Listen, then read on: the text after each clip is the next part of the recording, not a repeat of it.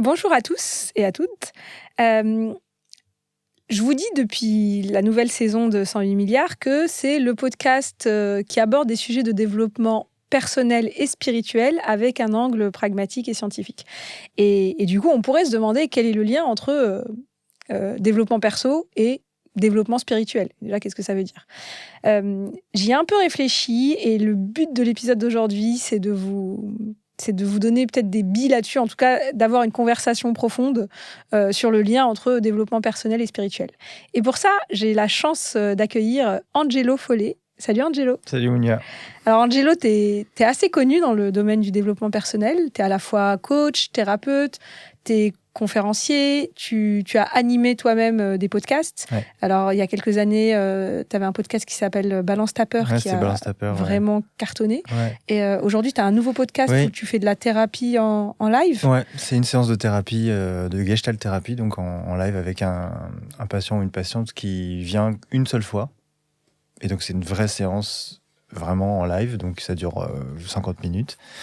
Et voilà, et c'est pas monté. Et l'idée, c'est ça, c'est de donner un accès à ce qui peut se passer en séance de Gestalt thérapie, et puis aussi donner la possibilité à une personne de venir faire une séance comme ça pour voir, pour essayer cette manière d'approcher l'humain et la relation. Ouais. Génial.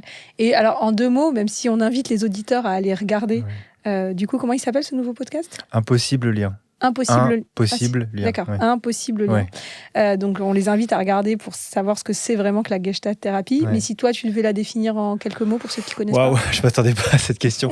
La Gestalt thérapie, dans la Gestalt thérapie, en tout cas, la Gestalt thérapie contemporaine, moderne, celle d'aujourd'hui, on s'intéresse réellement au processus relationnel. Et donc, ça veut dire, une chose qui est très importante, ça veut dire que contrairement à beaucoup d'approches, le thérapeute est vraiment engagé dans la séance, dans la relation thérapeutique, c'est-à-dire que il va beaucoup se servir de son propre ressenti, son propre vécu à l'occasion de la présence de la personne qui vient consulter, et on va essayer de travailler au plus près de ce qui se passe dans la situation thérapeutique pour pouvoir intervenir de manière efficace pour aider cette personne à se libérer de ce dont elle a besoin de se libérer, quoi. Ok, super. Bon, on pourrait limite faire un ou plusieurs épisodes sur le sujet. Mais je vais en reparler probablement de manière croisée sur les questions. Super. Et sinon, je te réinviterai. Avec plaisir. Et donc, justement, j'ai essayé de réfléchir un petit peu hors antenne sur s'il devait y avoir un chemin entre dev perso et développement spirituel. Un peu comme, alors tout le monde connaît la pyramide de Maslow des besoins. Donc les bases de la pyramide de Maslow, c'est des besoins, on va dire, physiologiques, de sécurité. Et puis plus on monte, plus on arrive à des besoins de reconnaissance, des besoins de sens, etc. Est-ce qu'il y aurait une pyramide un peu similaire, une pyramide du chemin de conscience ? Et est-ce que, alors, ce à quoi je suis arrivée comme hypothèse, c'est juste pour nous permettre de discuter, c'est on pourrait imaginer que dans cette pyramide de la conscience, les premières bases, c'est déjà un travail pour gagner en sécurité intérieure. Donc, ça va être du travail thérapeutique, ça va être gagner en confiance en soi, gagner en estime de soi, se sentir, entre guillemets, bien dans ses pompes au quotidien. Après, il pourrait y avoir une deuxième étape qui serait de l'ordre de ce que je pourrais appeler de l'épanouissement fonctionnel. Comment est-ce que je gagne en qualité de vie ? Comment est-ce que je peux gagner en qualité dans mes relations ? Ça peut être justement des questions qu'on voit beaucoup en coaching, de équilibre vie pro, vie perso, sur quoi je veux travailler. Je préfère travailler sur un truc qui me passionne que sur un truc qui ne m'intéresse pas. Ça me donne plus d'énergie. Comment j'organise mon temps, etc. Ensuite, on arrive sur un truc, mais qui limite... on se sent déjà mieux si on a fait les 2 premières étapes, on est déjà bien dans notre vie en général, mais on a une curiosité qui nous amène à un chemin de connaissance de soi. Je me sens plutôt bien dans ma life, mais j'ai envie de mieux me connaître, j'ai envie de comprendre quels sont mes schémas inconscients, j'ai envie de comprendre comment, par exemple, on va en reparler, mais comment l'histoire de mes ancêtres influe sur mes choix aujourd'hui, etc. Donc, 3e étape de la pyramide. Et puis là, comme par hasard, on se retrouve en général, dans les témoignages que je vois autour de moi et dans mon propre parcours, et l'idée aujourd'hui, c'est que tu viennes aussi nous éclairer là-dessus, on a une certaine ouverture spirituelle qui commence. Et ça peut se traduire par une envie déjà d'explorer et une forme de lâcher prise. On comprend que les premières étapes nous ont aidés à peut-être mieux contrôler ou en tout cas à mieux gérer ce qui nous arrive dans notre vie, arrêter de subir. Et puis là, on arrive quand même à une forme de lâcher prise. On se dit, OK, je sais gérer, mais je sais que je gère pas tout et c'est beau. On commence à prendre du plaisir dans ce lâcher prise. Et la dernière étape, ce que les grands écrits, ce que les sages disent du sujet et que peut-être ça nous arrive de toucher du doigt ponctuellement, c'est, les gens parlent de dissolution de l'ego, parlent d'un sentiment d'amour inconditionnel pour tout ce qui est infini. On pourrait dire que ça, c'est un peu... je sais pas. Tu fais ça vers le haut. Ah oui, je sais pas. Ouais, ça se trouve, voilà, c'est pas plus haut que ça. Peut-être en bas ou tout à côté. Fait, exactement. Il n'y a pas de notion d'espace quand on est là-bas. Il n'y a ni temps ni espace. Donc déjà, voilà, si on découpait, si on partait comme hypothèse de travail, on découpait le chemin comme ça. Déjà, est-ce que pour toi, c'est un chemin ou pas forcément? Enfin, comment tu vois ça? C'est complexe comme question parce que la vision d'une pyramide, effectivement, donne la vision d'un chemin, ou en tout cas d'une ascension, ou d'une redescente après, ça peut être l'un ou l'autre.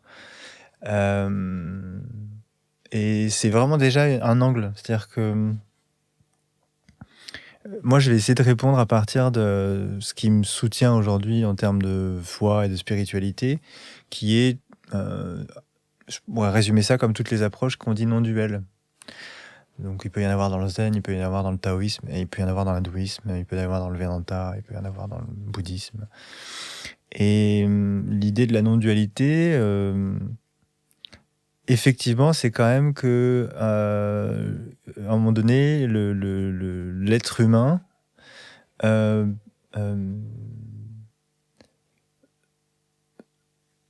considère plus qu'il n'y ait plus que l'être. C'est souvent on fait cette distinction entre l'être et le faire, l'être et l'avoir, etc. Et dans ce processus-là, on va dire, de libération, parce que c'est toujours l'idée, le processus de libération, de quoi après on pourra le voir, mais dans le processus de libération, en fait, être, en fait, c'est être libre de l'avoir, dans la voie non duelle. Être libre de l'avoir, donc ça veut dire effectivement que l'ego, ça peut être un peu considéré comme la somme de tous les avoirs. C'est-à-dire avoir une identité, avoir un corps, avoir des possessions, avoir des relations, etc. Et que quand on parle de dissolution de l'ego, au fond, c'est se libérer de l'avoir. Se libérer, en fait, de tout ce qui est de l'ordre du relatif. Donc, relatif, ça veut dire qu'en fait, on sort d'un coup de ce qu'eux appellent l'unité. Et donc, dans l'unité, il y a plus que un. Donc, dans le un, il n'y a que un. Il ne peut pas y avoir un et puis autre chose. On ne peut pas être en dehors du un. Puisque, en fait, un, ça englobe tout. Donc, il y en a qui pourraient l'appeler Dieu, il y en a qui pourraient l'appeler X ou Y. Mais en tout cas, il y a l'unité, l'amour, l'univers. Et donc, du coup, moi, j'ai plutôt tendance à voir le vécu, l'expérience humaine, le voyage ici, de ces deux points de vue-là, c'est-à-dire du point de vue du 1 et du point de vue du 2, qui cohabitent, puisque le 2 fait partie forcément du 1. Et le 2, c'est tant qu'on est dans le 2, c'est le relatif. Le 2, ça veut dire qu'il y a forcément moi et une les séparation. Oui. Exactement. Dans le 1, il n'y a pas de séparation, ce qui n'est pas du tout, quelque chose qui permet de vivre dans la vie de tous les jours, dans le monde du coup matériel, dans le monde duel, dans le monde relationnel, puisque pour qu'il y ait une relation, il faut être deux. Donc on est toujours dans un monde relatif. La relativité, c'est ça. Il y a quelque chose qui est relatif à une autre chose, ou une personne qui est relative à une autre chose, ou une autre personne. Et donc, c'est plutôt ma grille de lecture. Et donc ça veut dire que si on considère la pyramide comme un chemin, s'il devait y avoir un chemin, ce serait le chemin proposé par cette voie-là, par exemple, c'est-à-dire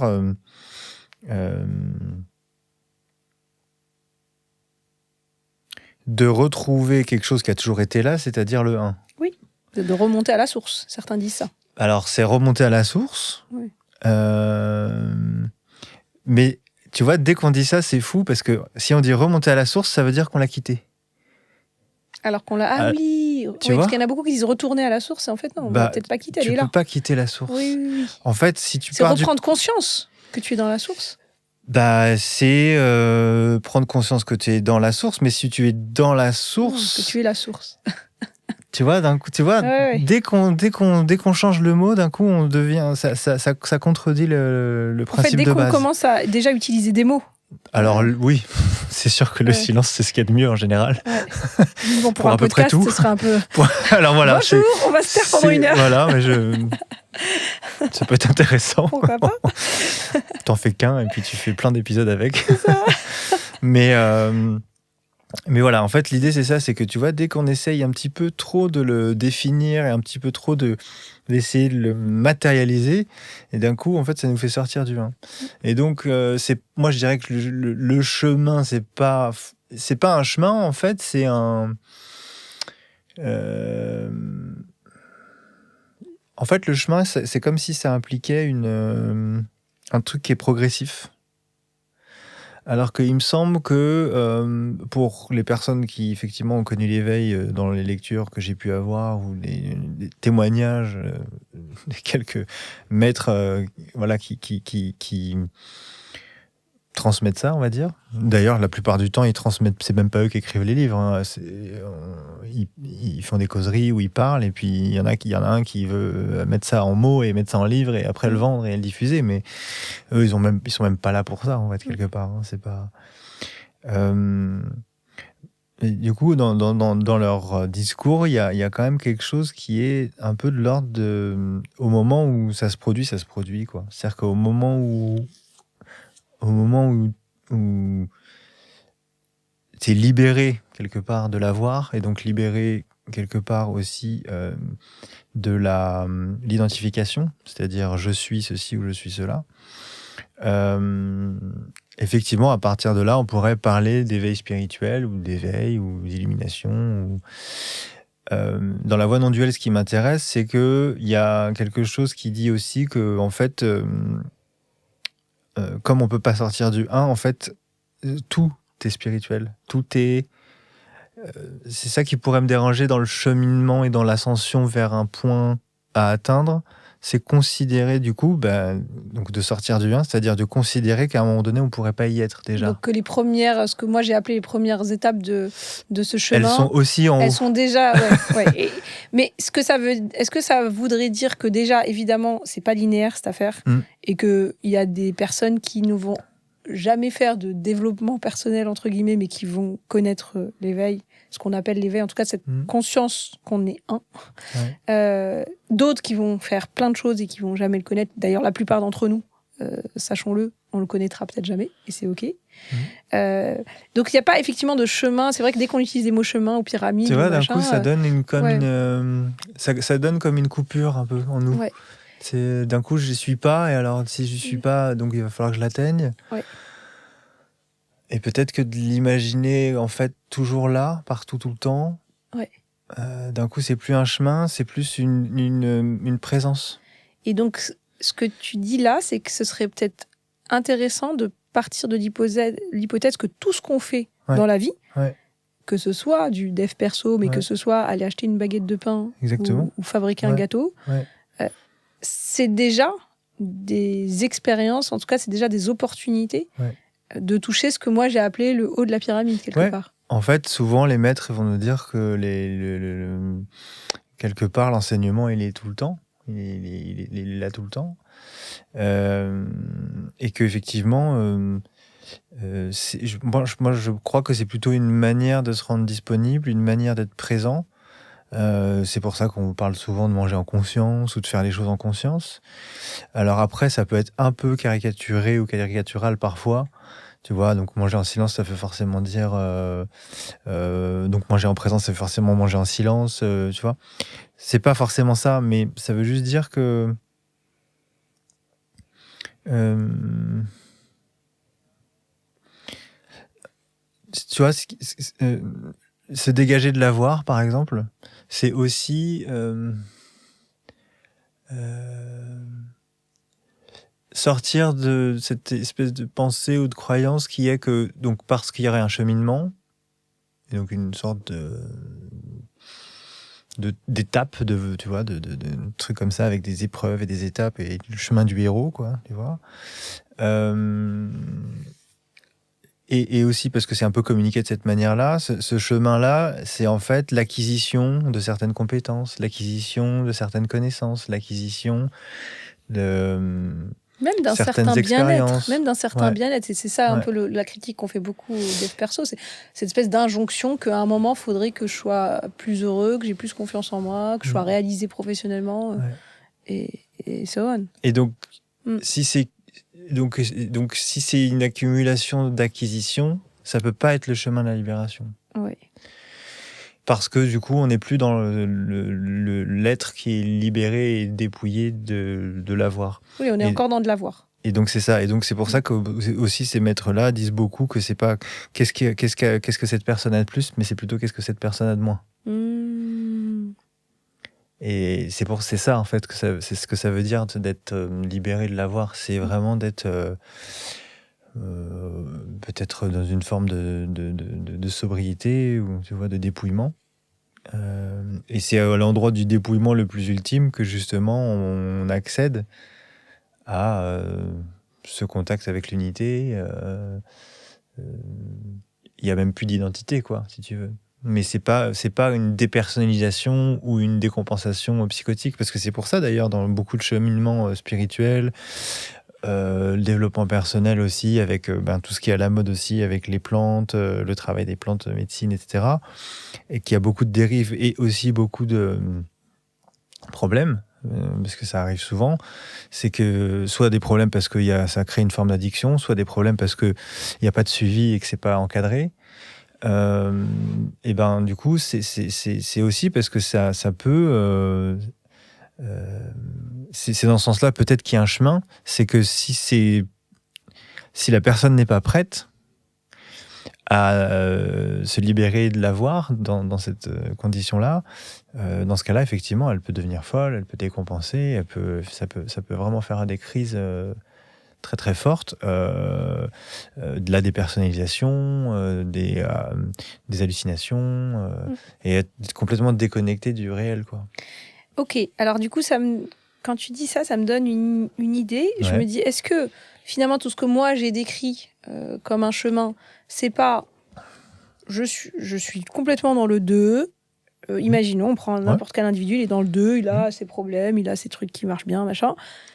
Il y a quand même plein de choses qu'il peut faire ou qu'il fera qui sont de l'ordre au début du dev perso et qui parfois s'ouvrent à ce qu'on pourrait appeler plutôt du développement spirituel, qui en fait, ce que font ces choses-là, c'est qu'elles lui permettent quelque part de renforcer une certaine structure, de se préparer. Ouais. Et ensuite, et d'ailleurs le ensuite, et encore une fois le temps, c'est une notion. Mais en tout cas, il y a une espèce, je me muscle. Ouais. Il se trouve que ce muscle que j'acquiers, déjà, il me permet, même si je reste dans le 2, il me permet d'être plus heureux dans ma vie, de pas me vexer, debout, de pas me vexer quand quelqu'un dit un truc, de pas le prendre personnellement, de faire un boulot que j'aime bien, etc. Donc d'avoir, on va dire, une vie plus épanouie.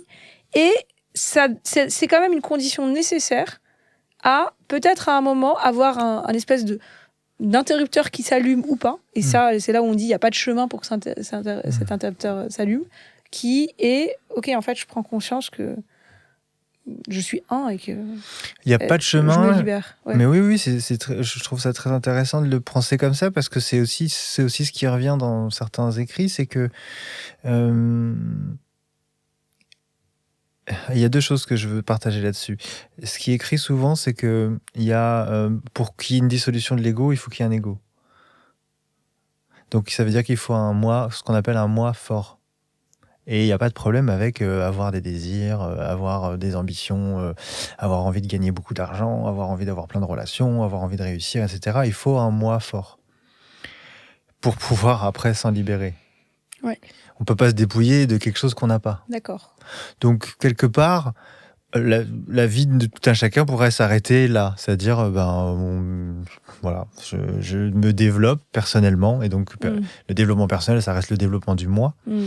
Le développement spirituel, c'est le développement du soi. Enfin, c'est vraiment l'accès au soi. Et donc, on est sur quelque chose qui n'est pas plus grand que le moi, parce que ça voudrait dire qu'on compare les deux. Ça veut juste dire que le soi, c'est ce qui englobe le moi. Et donc, du coup, il est aussi en capacité de le dissoudre, quoi.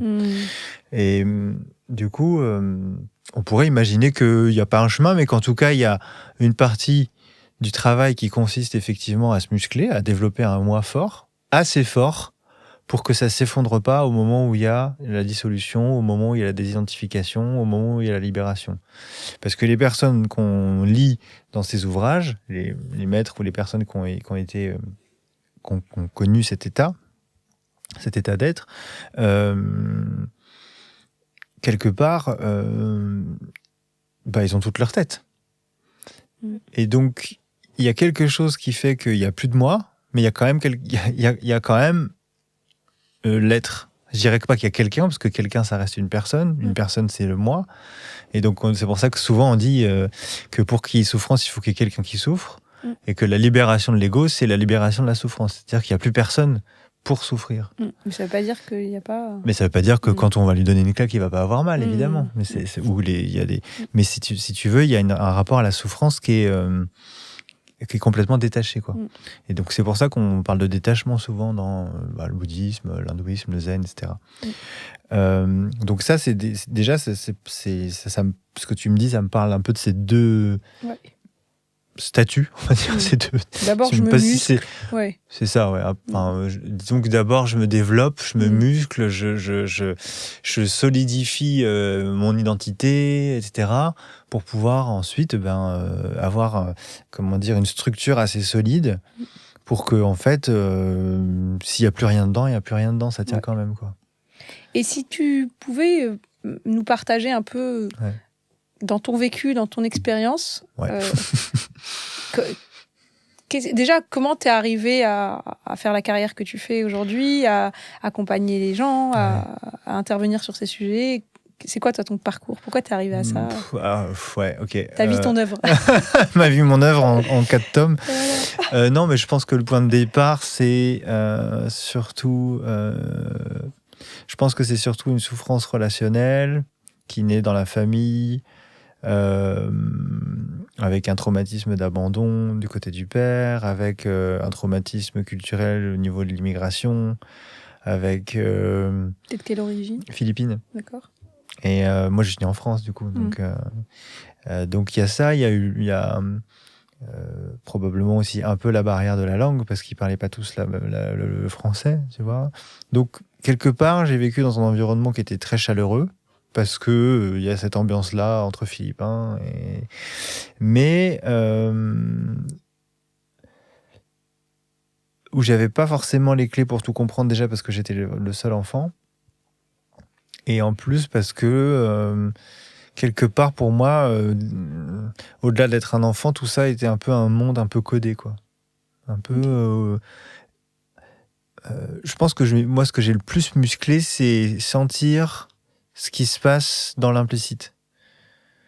Il y en a qui diraient l'invisible, il y en a qui diraient le non-dit. Et donc, j'ai appris quelque part, déjà très tôt, à écouter d'une certaine manière. Ce qui fait qu'en plus de ça, j'ai développé une appétence pour la musique et que je suis devenu musicien et puis après réalisateur d'albums. Et donc, mon outil étant l'écoute d'abord, avant de pouvoir faire de la musique. Je pense que ça m'a beaucoup aidé. Mais si tu veux, cette écoute-là, finalement, c'est exactement la même en musique pour moi que celle que j'utilise pour accompagner les gens que j'accompagne en individuel ou en groupe. Donc, je dirais qu'en fait, c'est la sensation, le sentiment de ne pas avoir accès à l'autre, et du coup, pour avoir accès à l'autre, de devoir développer un muscle qui est une écoute attentive de ce que je ne peux pas comprendre avec les mots ni la langue, la barrière de la culture, le langage et le verbal, en fait. Et justement, est-ce que donc tu parlais donc au départ, une sensation de pour accéder à l'autre, je développe des super pouvoirs, en tout cas je développe des compétences, comme font tous les enfants en fait. Tous les humains même. Voilà, mais on va dire un enfant c'est encore plus vital pour lui pour se connecter, ne serait-ce qu'à ses parents ou aux personnes qui sont ils vont développer des... Et donc toi il y a ça, quelque part si on se dit au départ je me muscle. Depuis quand tu t'intéresses, par exemple, au sujet justement du dépouillement de l'avoir et de l'aide, donc à toutes les philosophies plutôt, voilà, cette voie non duelle. Comment est-ce que tu as fait le lien entre, au départ, d'ailleurs inconsciemment, j'imagine que quand tu étais petit, tu pensais pas du tout à ça. Si. Évidemment. Mais voilà, comment est-ce que petit à petit, tu te dis, tiens, ce que je suis en train de faire, qui au départ est limite un moyen de survie pour un enfant, petit à petit, je me rends compte que ça me donne des intérêts, que ça me donne des compétences pour la musique, pour l'écoute plus qu'active, qui, on voit bien dans le travail de thérapeute, etc., l'intérêt. Comment est-ce que tu dis, finalement, petit à petit, ça évolue vers un intérêt, vers une voie, quoi, finalement, une voie spirituelle. C'est là où je te dis, il y a, quand même, au départ, on se débat dans notre petite vie d'humain et on veut juste être heureux, être aimé. Je pense que j'ai suivi vraiment ce qu'on a nommé tout à l'heure comme ces deux faces de la même pièce, un peu. Le développement du moi, le moi fort. Et donc, le moi fort, moi, je l'ai développé avec cette écoute-là et la musique. Si tu veux, comme j'avais cette compétence-là, je m'en suis servi de manière très narcissique et égotique pour avoir des relations, pour gagner de l'argent, pour obtenir des choses que j'avais envie d'obtenir, m'acheter des choses, me réaliser, réussir, si on veut dire appeler réussir.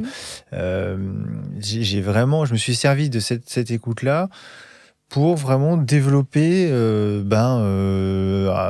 moi, quoi, mon identité, ce que je pourrais revendiquer, mes goûts, mes valeurs, inviter dans des podcasts, me faire inviter, me faire payer des trucs, etc. Et on s'y fait en plus, on s'habitue vite. Je me suis vite habitué à ces choses-là. Donc je pense que je l'ai beaucoup développé, mon moi. Et que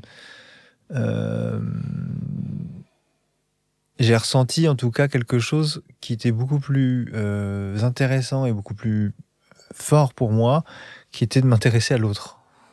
Enfin. Et en fait, cette écoute-là, une fois que je l'avais mise bien au service de moi et de mon identité et de moi, j'ai commencé à tourner un peu le micro, quoi. Tu vois, et forcément cette transition elle s'est faite à partir de moi, c'est-à-dire à partir de mes problèmes, à partir de ma quête à moi spirituelle, ma quête psychologique, etc., et qui fait que de fil en aiguille et grâce à certaines rencontres que j'ai faites de par mes maîtres et de mes enseignants et je dis maître, non pas que j'ai été disciple réellement, mais que j'ai été élève en tout cas, et donc ces personnes-là qui finalement, comme de par hasard sur mon chemin, avait toute cette passion et cette sensibilité justement à ce dont on parle là, développement spirituel ou spiritualité, on peut l'appeler comme on veut, et plutôt de manière cohérente. C'est-à-dire que c'est pas comme si j'avais d'un côté une version et de l'autre côté une autre en me disant waouh, mais attends. C'est quoi alors je pense que j'ai choisi aussi des personnes qui étaient plus ou moins cohérentes les unes des autres sans forcément se connaître. Donc, ce que tu veux dire, c'est que par hasard, en fait, il y a une part de toi qui savait quelque part où elle avait envie d'aller. Exactement. Qui avait envie sans en avoir conscience et sans être dans la volonté. Donc du coup, ça s'est fait un peu comme ça par les rencontres. Et ça me fait penser à ce que je voulais te partager aussi, c'était... peut-être qu'il n'y a pas de chemin, mais en tout cas, il y a quelque chose qui pourrait me rappeler un peu ça dans ces lectures, dans ces enseignements, c'est moi et les autres et moi, les autres. Peut-être ça pourrait être quelque chose de l'ordre d'un chemin, tu vois. Et voilà, je pourrais décrire un peu mon parcours un peu comme ça, quoi. Où est-ce que tu mettrais, hyper intéressant comme vision. Donc tu disais au début c'est moi, après c'est moi et les autres, ensuite c'est les autres et moi. Tu regardes, ça correspond à peu près à ta pyramide. Bien sûr, complètement, les autres et moi, et après c'est les autres. C'est ça. Je sais plus je crois que c'était un proverbe soufi, je sais pas. L'autre c'est toi habillé différemment. Ouais, j'adore. Et il est super bien sapé par contre. C'est clair, ça dépend des fois. Mais donc à la fin quand on dit les autres, si on se dit que en fait il y a pas les autres, il y a pas exactement. Mais cette étape-là, je dirais qu'elle peut pas être dans la pyramide. Elle est indescriptible. Comme d'hab, ça englobe tout. Dès qu'on en parle, comme tu dis, on n'arrive plus à la saisir. C'est qu'on ne prononce pas d'ailleurs. Hein, c'est ça, hein, c'est l'idée de ne pas prononcer ce mot-là. On a déjà. De le dire, on l'a déjà. Ça y est, ça s'efface tout de suite. Quoi. C'est plus ce que c'est. Quoi. Ouais. Alors, j'ai des discussions très intéressantes avec un de mes cousins et c'est drôle parce qu'on a des discussions comme ça depuis qu'on est ado. Ah, excellent. Et bien sûr, il y a des longues phases de notre vie où pas du tout et il y a des phases où ça revient. Ouais. Et on est dans une phase où c'est revenu big time, comme quoi. Et il m'a partagé une vidéo qui a l'air un peu sur YouTube, une métaphore, et qui est un peu... je fais un gros bisou à mon cousin Mohamed. Si tu nous entends. Voilà. Mais la métaphore, c'est donc quelqu'un qui vient de mourir d'un accident. Et il arrive et c'est comme un petit dessin animé. Alors, de ce dont je me souviens, il rencontre Dieu. Et il lui dit mais qu'est-ce que je fous là et tout. Il lui dit bah t'es mort. Il dit ok mais mince mais j'ai des enfants, ma femme et tout. Il fait tes enfants t'inquiète, ils vont bien, ils vont s'en sortir. Ça leur fait une difficulté dans la vie mais c'est ce qu'ils avaient à vivre. Et ta femme dit la vérité en fait. T'avais envie de te barrer. C'est trop drôle. Finalement, et d'ailleurs, elle aussi, elle est triste. Et évidemment, ils ont fait les funérailles et tout ça, mais elle est soulagée quelque part. Tu lui as sorti un way out. Quoi. Bref, donc il dit ok, donc je suis mort et tout. Et maintenant, il se passe quoi? Je vais où? Est-ce que la réincarnation existe? Est-ce que je vais aller au paradis? Enfin, tu vois. Il lui fait en fait, t'es là, tu vas être une marchande chinoise du 5e siècle. Il fait donc je peux retourner dans le passé. Il fait mais en fait le temps n'existe pas. T'es à la fois en fait tous les êtres humains. T'es à la fois tes enfants, t'es à la fois ta femme, t'es à la fois tes parents. Enfin, tous les êtres humains qui existent et qui ont existé en fait c'est toi. Et moi d'ailleurs Dieu, je suis toi. Et toi, tu es moi. Enfin, bref, après, à la fin, c'est camoulox, tu comprends plus rien. Mais il y a un petit côté, justement, dans ce truc de l'un qui est vertigineux, avec une petite vidéo un peu mignonne où tu te dis, bon, qu'est-ce que ça t'évoque quand je te dis ça?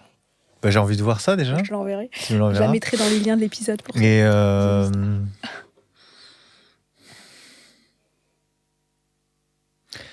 tu vois, même l'idée du chemin, de la pyramide... des étapes qu'il faudrait franchir. D'abord, on s'occupe de soi, le moi tout seul, la sécurité, tu vois, le moi et les autres, après la reconnaissance. Je me dis que c'est quand même, on réfléchit quand même à tout ça quand même pour essayer de pas trop angoisser, de pas savoir. Je me dis que je crois qu'il y a une manière d'être libre aussi, c'est aussi d'être libre de tu vois, de cette idée qu'on peut tout maîtriser comme ça, tu vois. Comprendre même. Ouais, donc maîtriser, mais ça peut être effectivement dans la compréhension, mais tu vois, il y a quelque chose qui m'active beaucoup en ce moment, c'est la toute-puissance de la science, de la neuroscience, etc., tu vois, où tout est justifié par les neuros X ou Y, par est-ce que c'est validé scientifiquement ou pas. Et je sais que nous, on a entre collègues, dernièrement aussi en formation, on s'est beaucoup posé la question en fait, de ce qu'on faisait nous et comment finalement on était tiraillés entre le fait en thérapie de vouloir absolument chercher une forme de validation scientifique, alors qu'on sait très bien que la méthode scientifique ne fonctionne pas pour prouver l'efficacité de ce qu'on fait en thérapie. Puisque c'est relationnel et contextuel et situationnel, tu peux pas mettre des capteurs sur les cerveaux de quelqu'un qui est en séance. Tu peux pas juger une séance à la qualité de la personne, de comment elle se sent, etc. Tu peux pas analyser uniquement est-ce qu'il y a les symptômes qui ont disparu ou pas. Et donc, on est la recherche, en tout cas en psychothérapie actuellement, elle est en plein là-dedans, en plein dans... est-ce qu'on va trouver le moyen de rentrer dans le moule scientifique et donc académique, universitaire, légitime et aussi légal, parce qu'il y a tout un pan aussi où toute autre pratique qui n'est pas une pratique universitaire ou scientifique ou médicale, elle est illégale ou en tout cas pas crédible. Illégale ou pas crédible ou voilà. Et donc ça me fait un peu penser à ça, c'est-à-dire que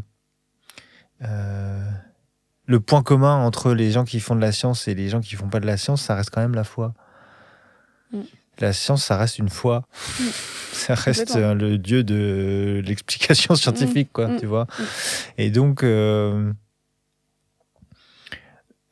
crois qu'il y a beaucoup de tout ça pour essayer de nous rassurer, en fait, tu vois. Ma réflexion C'est là-dessus. ça que ça me fait quand tu me... Ma réflexion là-dessus, c'est que même quand je vois, tu vois, alors, t'as peut-être pas regardé tout en détail, mais moi j'ai une boîte de coaching qui s'appelle comme mon podcast, qui s'appelle 108 milliards. On a une méthode de coaching qui est basée sur les neurosciences, qui est, si tu connais un peu, c'est du b.a.-ba de psychologie comportementale et cognitive, le lien entre tu penses un truc, tu ressens des choses et tu as des comportements et ça crée des résultats dans ta vie, tu vois. Donc, et beaucoup de visualisation, beaucoup de préparation mentale. Donc vraiment, je mets beaucoup en avant le côté approche neuroscientifique, etc.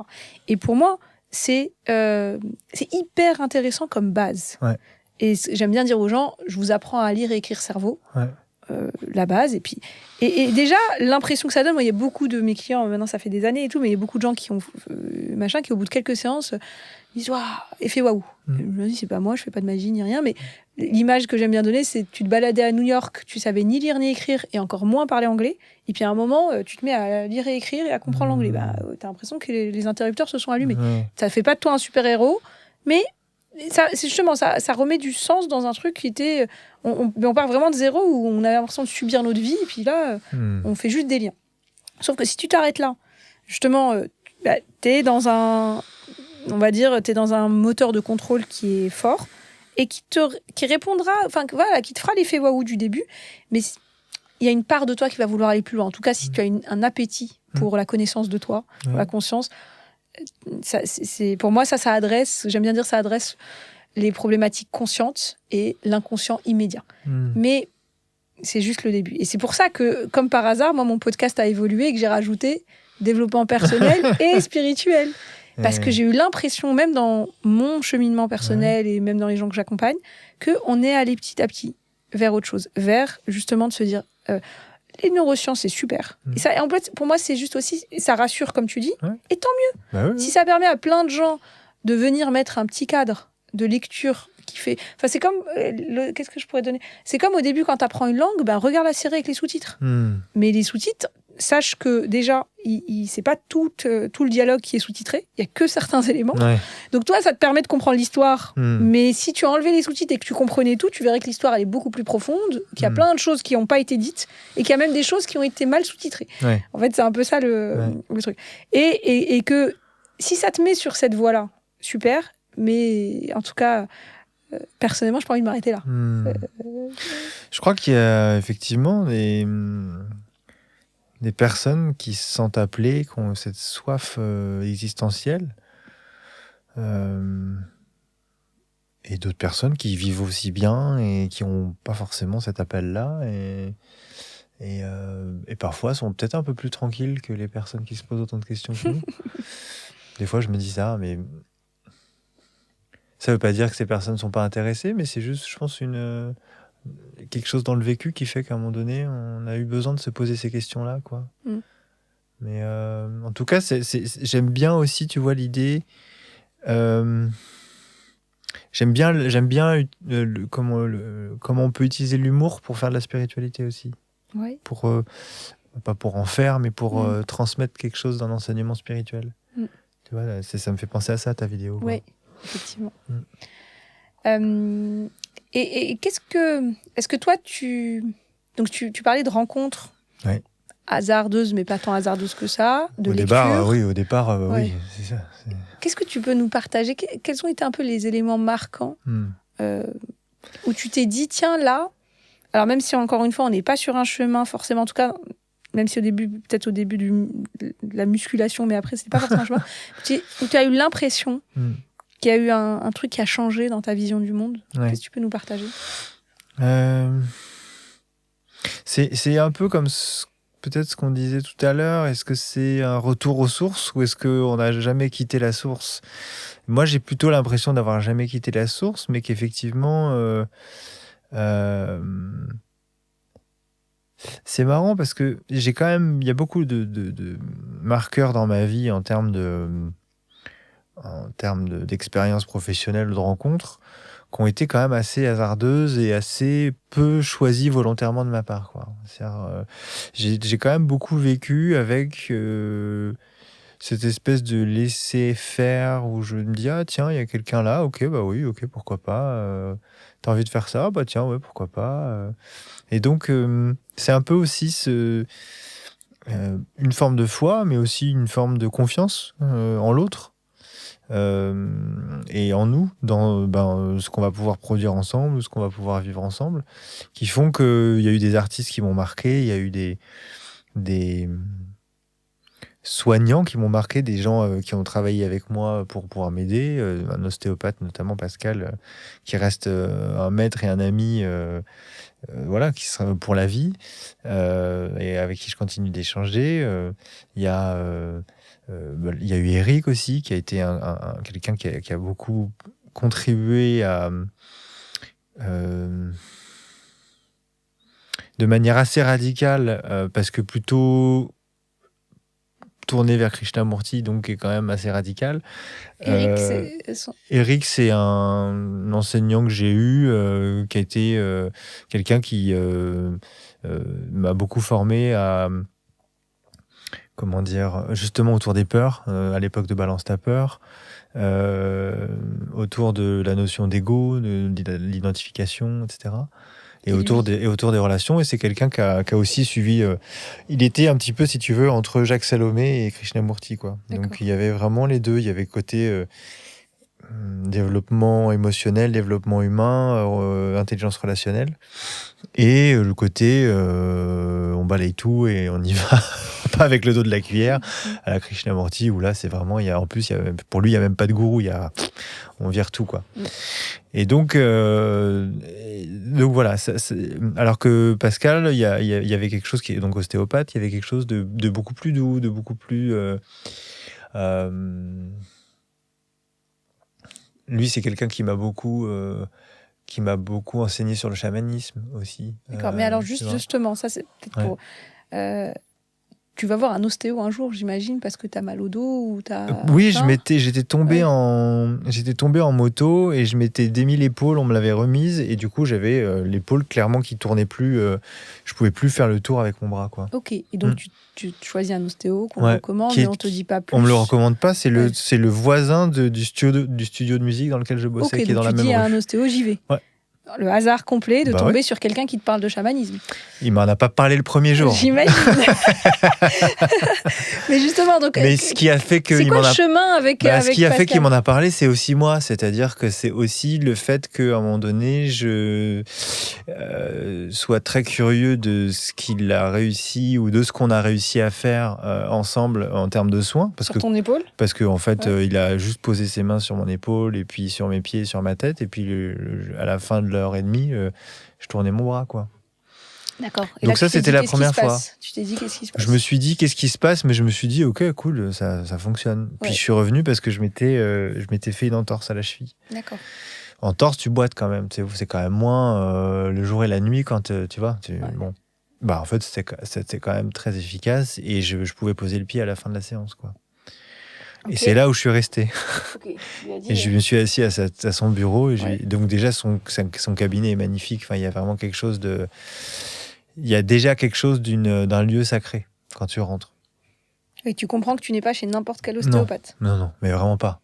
C'est d'ailleurs, si un jour tu as l'occasion d'y aller, il est plus là-bas lui directement, mais par contre, il y a toujours son cabinet. Et donc, c'est à cette deuxième fois où je m'assois et je lui dis, par contre, là, je pars pas tant que tu m'as pas expliqué ce qui s'est passé, quoi. Et on commence à avoir cet échange et il me dit, si tu veux, je forme aussi des non-ostéopathes à ce type de contact-là, à ce type de toucher. Et c'est un peu comme ça que je suis rentré dans l'accompagnement thérapeutique. D'abord par le travail avec les mains. D'accord. Mais comme on a énormément parlé d'autres choses et qu'on essayait de vraiment comprendre ce qui se passe, qu'est-ce que ça veut dire que la thérapie, qu'est-ce que ça veut dire que le soin, qu'est-ce qui se passe, qu'est-ce que ça veut dire que la santé, tu vois, et qu'on travaille avec la santé et c'est pas nous qui faisons directement. Il y avait déjà, si tu veux, cette espèce d'intermédiaire qui est que nous, on est déjà au service de quelque chose qui fait qu'à un moment donné, ça va créer un champ et un environnement pour la personne qui va lui permettre de trouver les ressources pour pouvoir se guérir naturellement et rapidement, quoi. D'où l'appellation ostéopathie biodynamique, comme les vins. D'accord. On laisse faire, en fait. Ouais, ok. Et on laisse faire, c'est déjà à nouveau ce dépouillement, tu vois, dont on parle depuis le début. C'est-à-dire qu'au lieu d'essayer de faire quelque chose, le plus difficile, c'est justement de ne rien faire. C'est presque de s'effacer totalement. Et donc, le début du travail sur l'ego et sur l'effacement du moi pour être au plus au service de ce qui va permettre un champ thérapeutique et donc un champ qui va soigner, et justement, ça a commencé comme ça, par cette rencontre, et puis après par le développement un peu des relations que j'ai eues au fur et à mesure, qui m'ont un peu guidé justement là-dessus, sur ce type d'approche, quoi. D'accord. Et à quel moment la Gestalt thérapie est arrivée là-dedans ? Alors après l'ostéopathie, je me suis quand même intéressé à ce qui se passait, ne serait-ce que juste verbalement, en termes d'échange, sans les mains. Et donc c'est comme ça que je suis plutôt allé sur l'apprentissage de l'approche centrée sur la personne. Donc c'est plutôt Carl Rogers pour les gens qui connaissent. Et donc l'approche centrée sur la personne, c'est à nouveau centré sur la personne. Donc c'est pas sur la relation.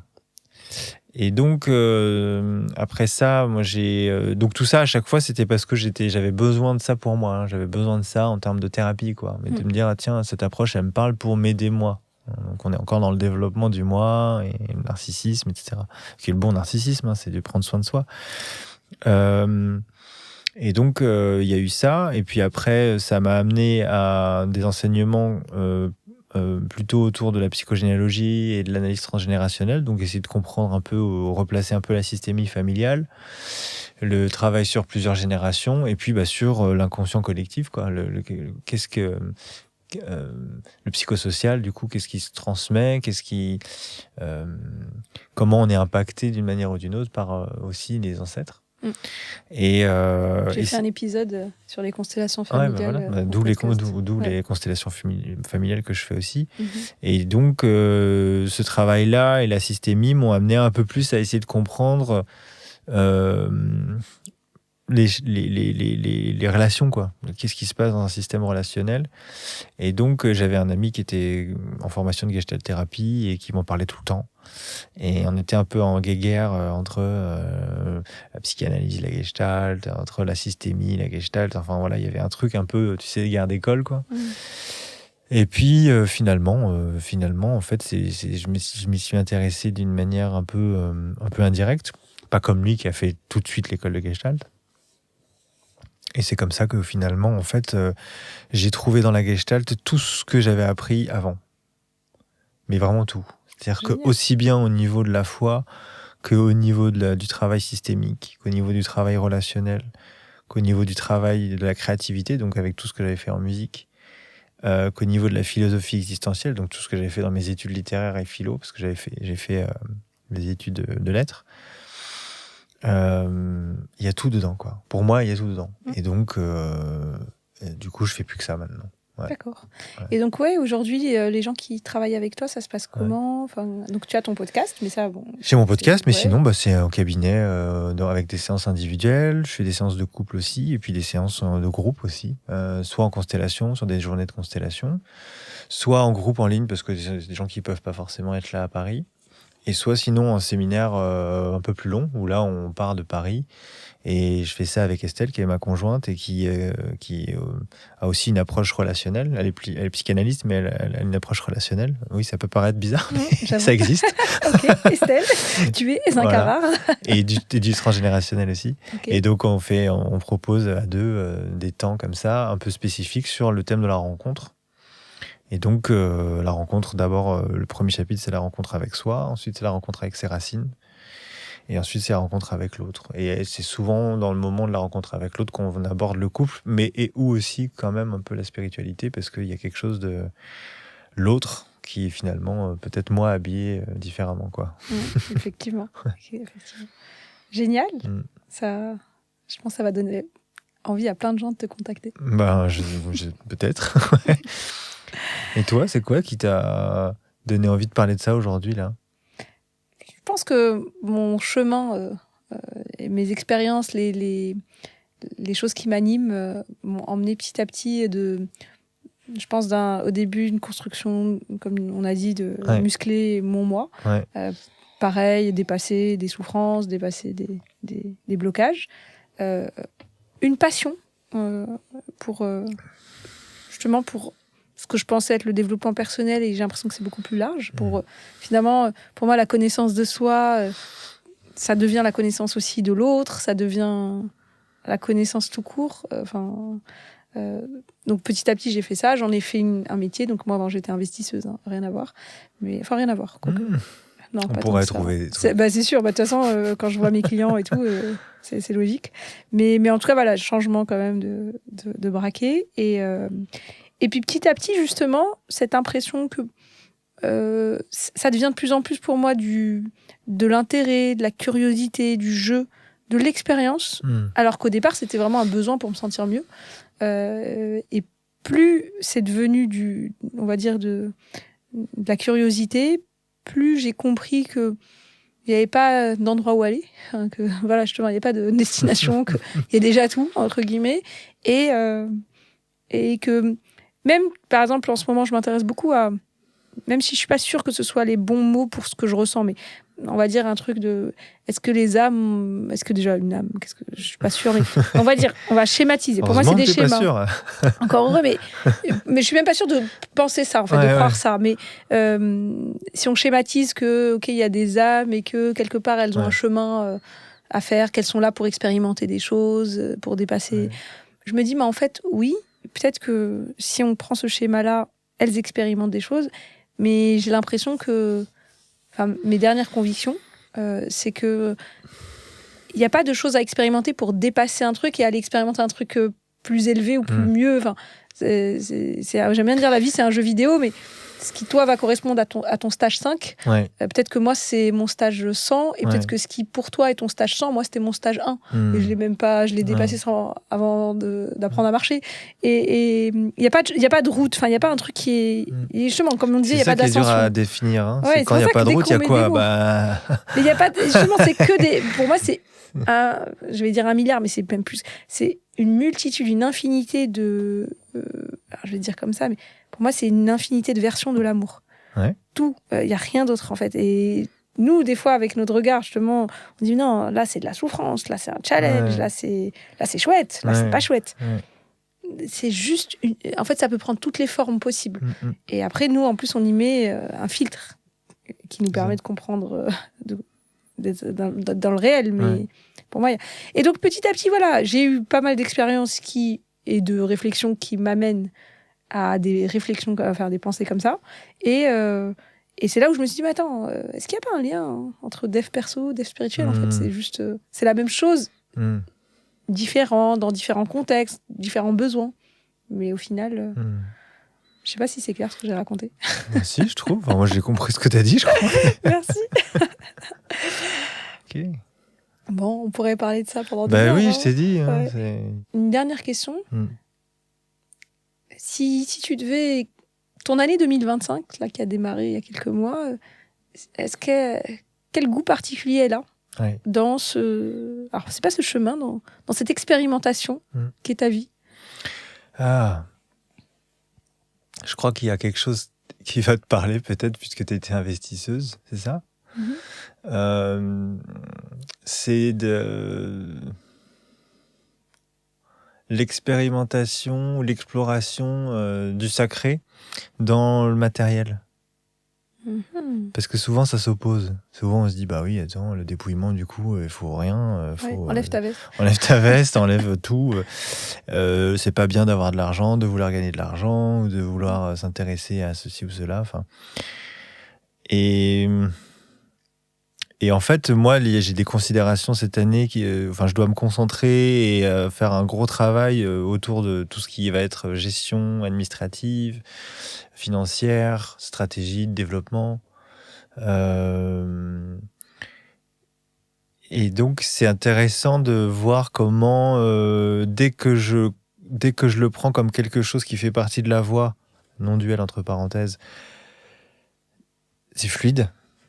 Et dès que je lutte, c'est-à-dire vraiment dès que je le lutte, c'est-à-dire dès que je me sépare de l'aspect matériel de ma vie pour dire que c'est pas mon truc, que comme beaucoup de gens, c'est sale. il y a des gens dont c'est la passion, on leur laisse mon comptable, il fait bien son truc, machin. Bah oui, mais en fait, pourquoi je m'intéresse pas aussi à ma comptabilité au final si tout est sacré, et si tout est dans la voie et si tout est la voie, alors ton enseignement, probablement cette année, il passera par ta gestion financière, stratégique et administrative.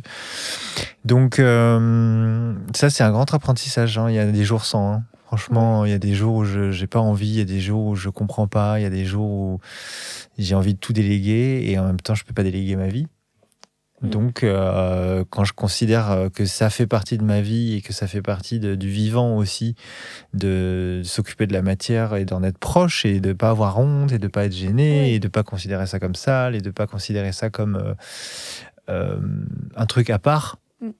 Tu vois, il n'y a pas les arts et puis la gestion, il n'y a pas la thérapie et la comptabilité, quoi. C'est en fait, d'ailleurs, souvent, c'est marrant parce que moi, je fais de la formation aussi, je donne des formations et il y a toujours un moment donné dans le cursus où il y a l'installation. Donc le choix du statut juridique, le choix du tarif, le choix du cadre horaire, etc. Et c'est toujours problématique parce que il y a beaucoup de gens encore qui pensent justement que si je fais de la thérapie, je peux pas... ça peut pas être important de s'occuper de savoir quel va être le tarif, de m'intéresser à ma comptabilité, et d'avoir de des m'intéresser à ma ambitions, de se gestion. dire j'ai envie de gagner tant. J'ai envie de gagner tant. Alors si c'est plafonné là, comment je peux faire pour faire autrement, etc.